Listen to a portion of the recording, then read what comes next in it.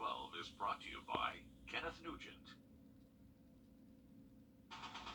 From the station that's on your side, this is News 12 at 6 o'clock. STD rates on the rise in local seniors, and we're not talking about high school.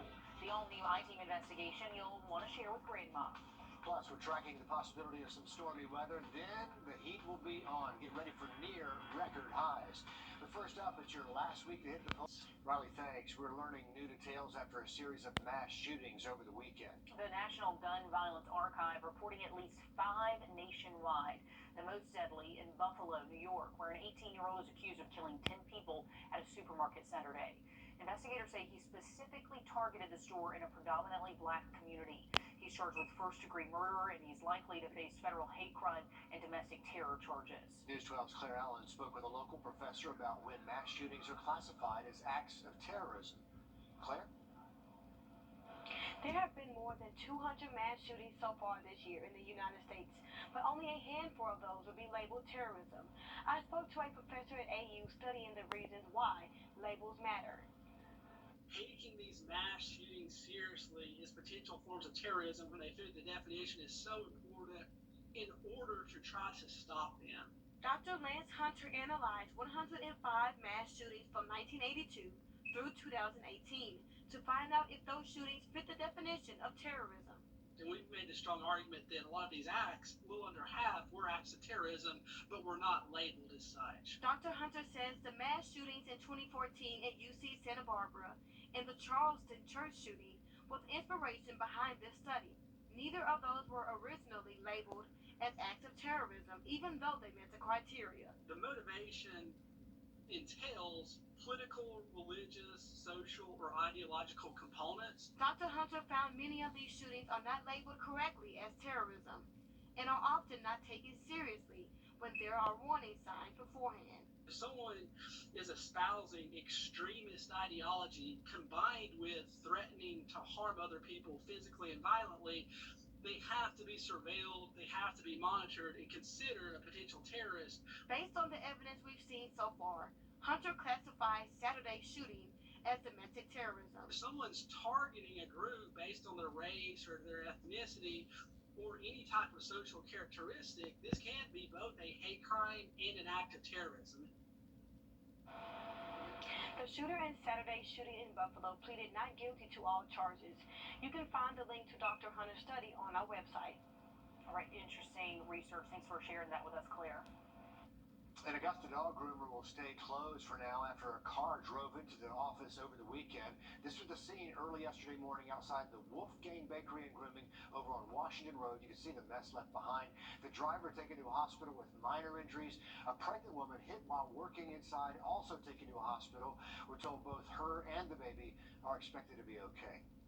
Meanwhile, the owner is still looking for an employee's dog that ran away in all this commotion. Here's a photo of her. She's an Australian Kelpie named Cinna. That's short for cinnamon. If you see her, call or text the number on your screen. That's 803-292-1153. They are desperate to get the dog back. They're offering a cash reward for her return. An update on the work being done at the Uchee Creek walking trails in Grovetown. We stopped by today to get a look at the new boardwalk that's now open, just in time for some warmer weather this weekend, Riley. Absolutely looking to get warmer throughout the rest of the weekend, this weekend as well. We'll talk about these above average temps heading our way just after the break. And also ahead, STD rates in local seniors ranking some of the highest in the country. The I-Team breaks down the data and what doctors say is the solution. Coming up next.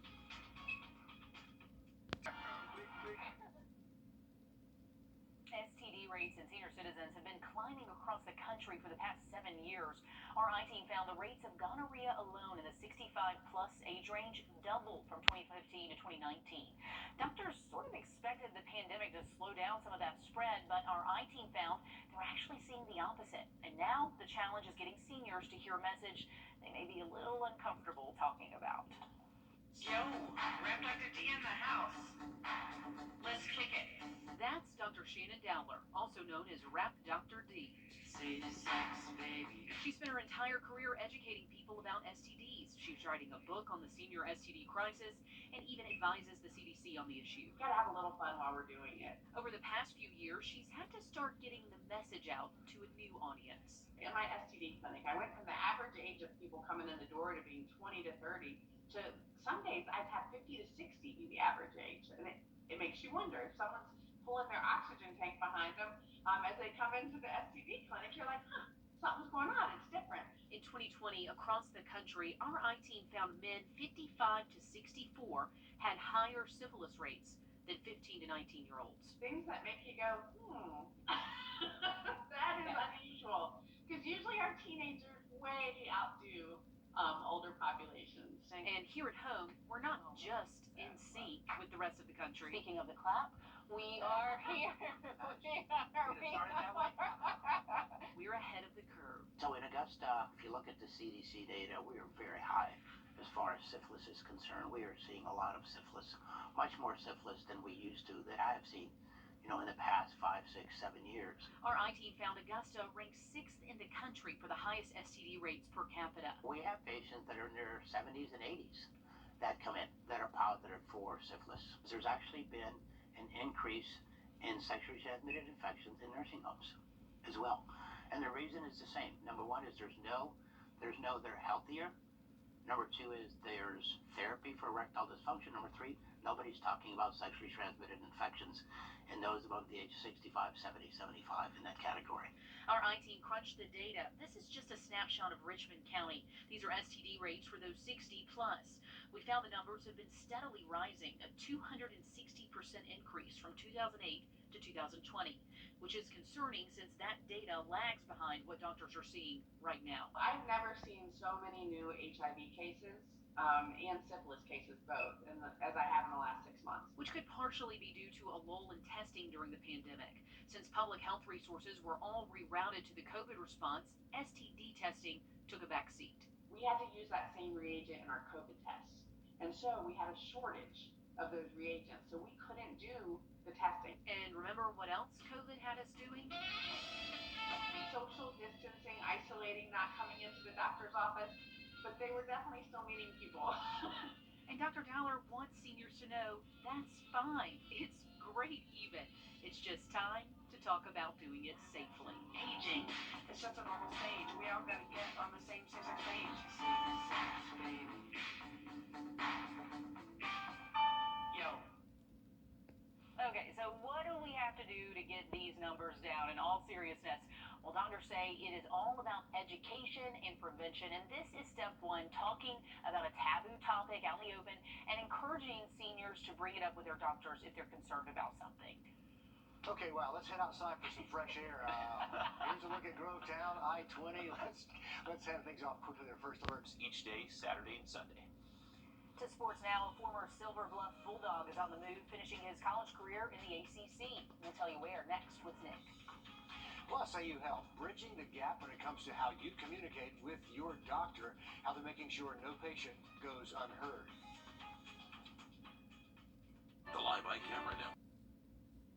In times of emergency or when you're in pain, the one person you want to be able to communicate with is your doctor. Now imagine not being able to communicate with them about what's wrong. Our Sloan Cone takes a look at a new program at AU, making sure all patients are heard and understood.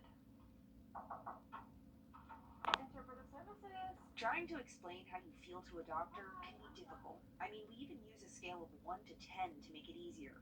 Now imagine you don't speak the same language as the person trying to give you potentially urgent care. Sometimes we do get a little bit more complicated case from the cancer center, or someone comes in from a trauma of an accident to the hospital, and you can tell that they're scared, that they don't know how they're going to be able to communicate. And it's a situation that's not unfamiliar to Belkis Aruka. When she was younger, her little sister got very sick, and her mother was unable to communicate to the doctors. She didn't know it at the time, but becoming her mother's interpreter inspired her career. Oh, it's so rewarding.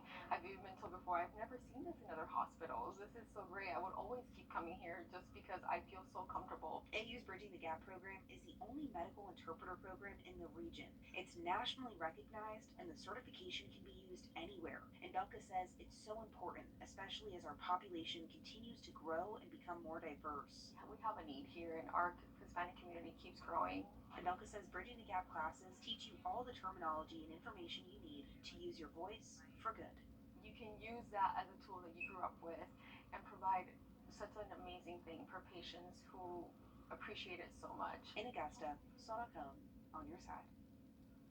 And maybe it's for you if you're bilingual, if you're interested. The classes start May 30th. Very cool program. You have until the 20th to sign up and register. It'll cost you $800. It does include your textbook and exam prices. You do have to pass the final exam to get that certification. We have a link to all these details online at wrdw.com. On your sideline, sports.